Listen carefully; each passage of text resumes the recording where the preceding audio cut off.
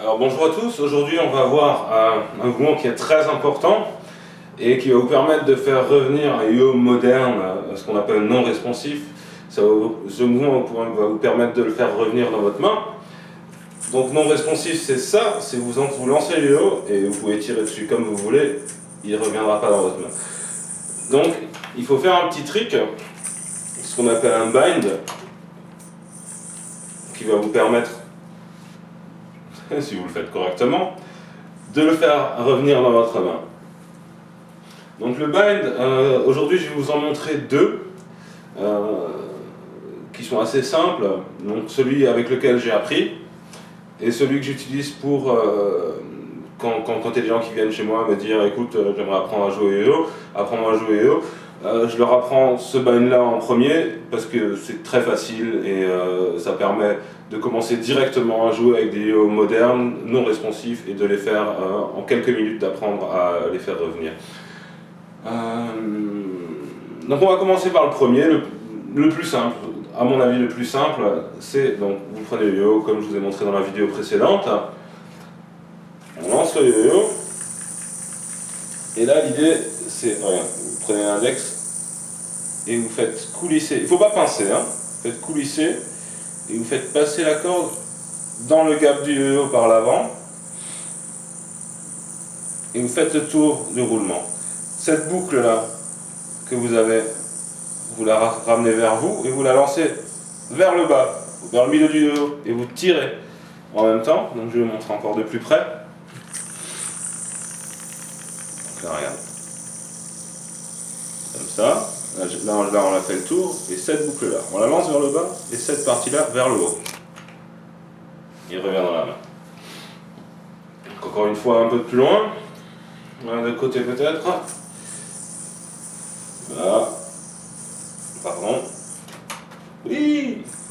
Donc là, vous allez pouvoir voir le problème de ce bind là, c'est quand on a un yo-yo qui tourne très vite, quand on a lancé très fort, il va revenir très violemment dans la main.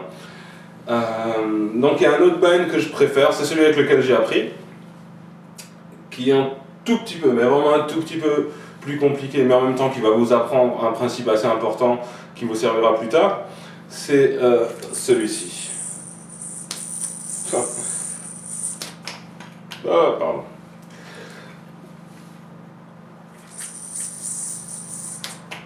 Voilà.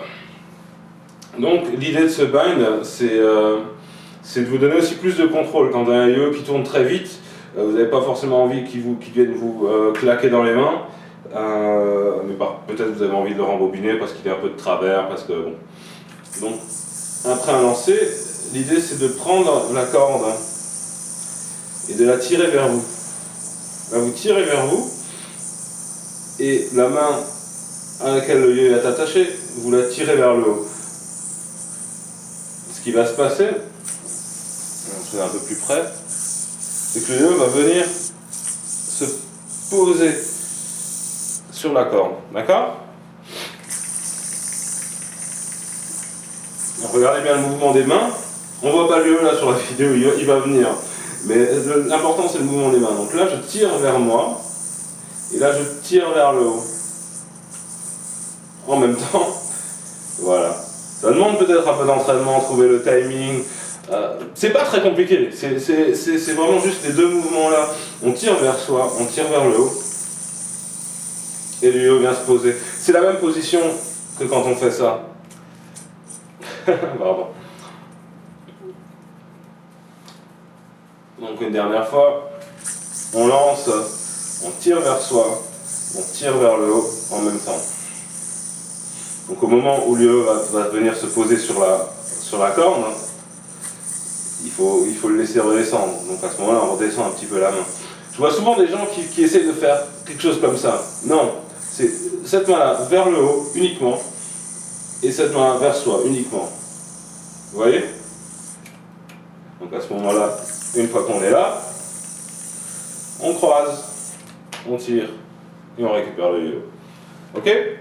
Donc, ça va être tout pour aujourd'hui et on se voit dans la prochaine vidéo pour voir les premiers tricks un peu plus sérieux. Ciao!